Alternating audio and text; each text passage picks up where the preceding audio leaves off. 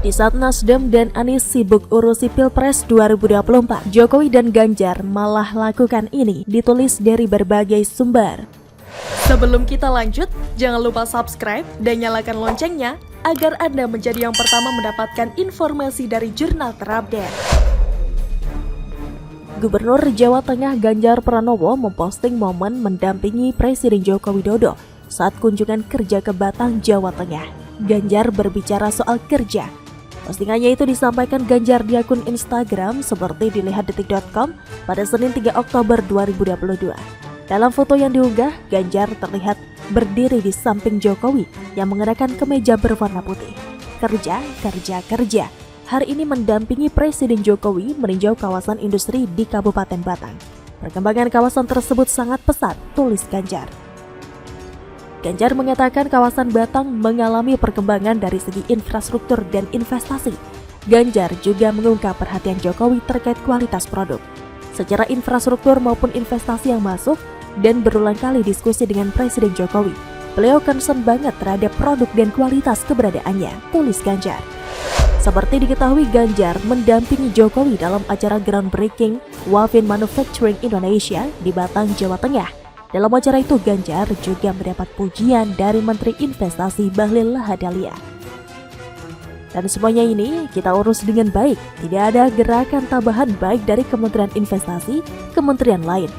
Pak Gubernur ini sangat disiplin, Pak. Kepala Dinas PMPTSP disuruh dari kemarin sudah ada di sini dan tidak boleh ada gerakan tambahan lain-lain. Jadi sudah cocok, barang ini kelihatannya, Pak, kata Bahlil. Bahlil juga menyapa khusus Ganjar saat mengawali sambutannya. Dia awalnya menyapa Presiden Jokowi dan sejumlah menteri yang hadir. Bapak-bapak Menteri Kabinet Indonesia Maju yang kami hormati. Ada Pak Seskap, ini saya kalau Pak Seskap begini, saya gugup Pak pidato. Ada Pak Menteri PUPR, ada Pak Menteri ESDM, ujar Bahlil. Setelah itu Bahlil menyapa Ganjar yang disebutnya terlihat cerah. Bahlil juga menyinggung Jakarta yang sedang gelap. Lebih khusus yang saya hormati, saya muliakan Gubernur Jawa Tengah, Bapak Ganjar Pranowo. Hari ini wajahnya cerah, Pak. Karena di Jakarta lagi gelap, di Batang, Jawa Tengah lagi cerah cuacanya. Berikan aplaus kepada Pak Gubernur, ujar Bahlil. Bahlil kemudian berbicara tentang masker merah putih Ganjar. Bahlil mengajak peserta yang hadir untuk memberikan tepuk tangan untuk Ganjar. Udah maskernya masih merah putih, Pak. Jadi jelas barang ini, ujar Bahlil. Sementara itu di hari yang sama, Partai Nasdem resmi mendeklarasikan Anies Baswedan sebagai calon presiden atau capres pemilu 2024. Deklarasi diumumkan secara langsung oleh Surya Paloh di kantor DPP Partai Nasdem pada Senin 3 Oktober. Deklarasi ini dihadiri langsung oleh Anies di Nasdem Tower. Surya Paloh juga menegaskan partainya memberikan otoritas penuh kepada Anies Baswedan untuk memilih calon wakil presiden yang akan mendampinginya. Bagaimana menurut Anda?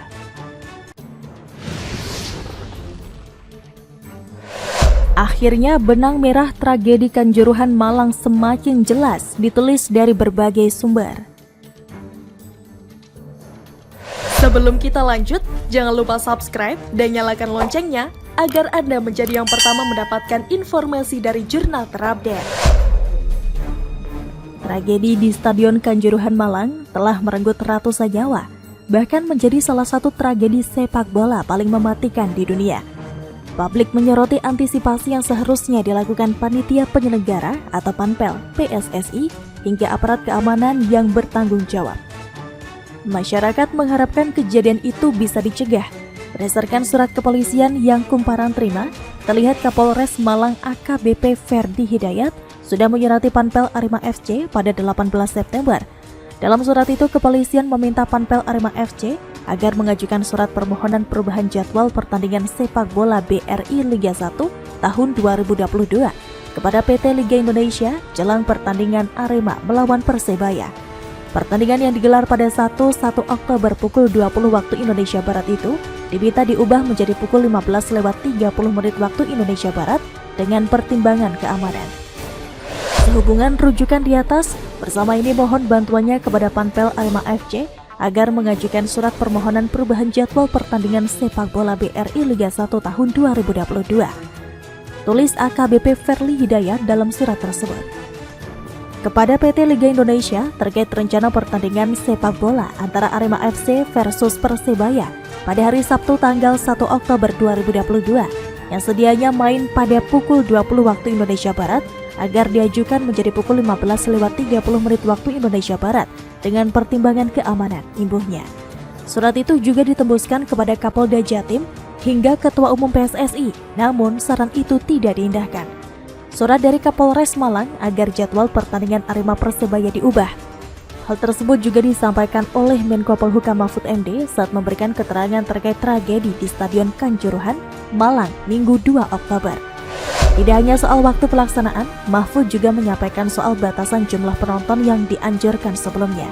Sebenarnya sejak sebelum pertandingan, pihak aparat sudah mengantisipasi melalui koordinasi dan usul-usul teknis di lapangan, kata Mahfud dalam keterangannya.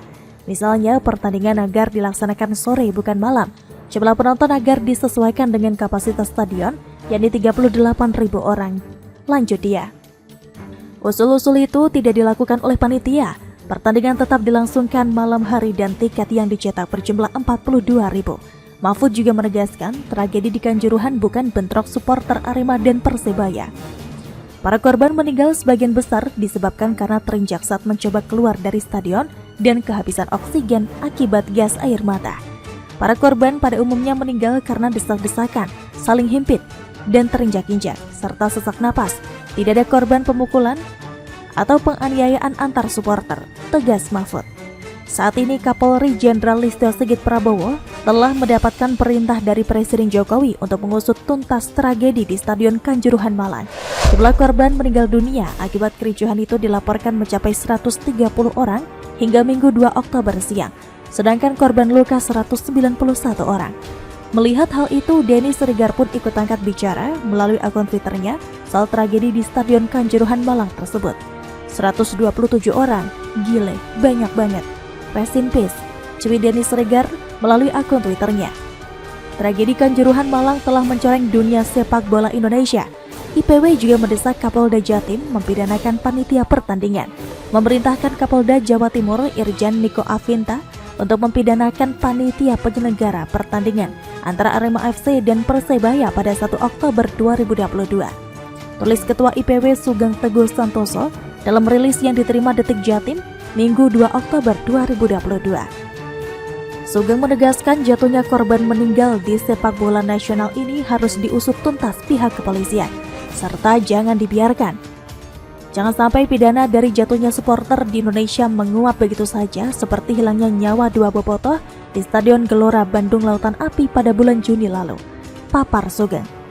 Presiden Jokowi harus memberikan perhatian terhadap dunia sepak bola di Indonesia yang selalu ricuh dan menelan korban jiwa.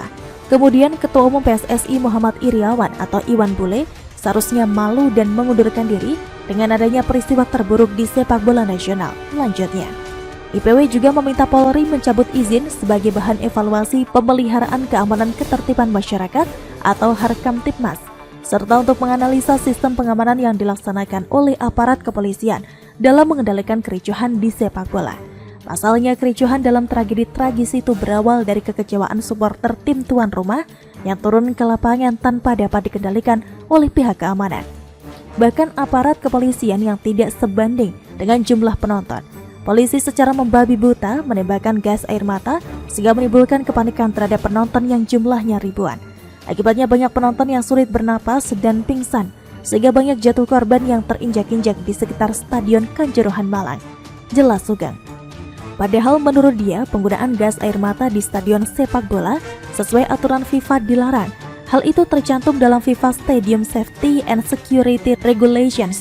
Pada pasal 19 huruf B disebutkan bahwa sama sekali tidak diperbolehkan mempergunakan senjata api atau gas pengendali massa. Oleh karena itu, Kapolri Jenderal Listio Sigit juga harus mencopot Kapolres Malang, AKBP Ferly Hidayat, yang bertanggung jawab dalam mengendalikan pengamanan pada pertandingan antara tuan rumah Arema FC Malang melawan Persebaya Surabaya. Papar Sugeng.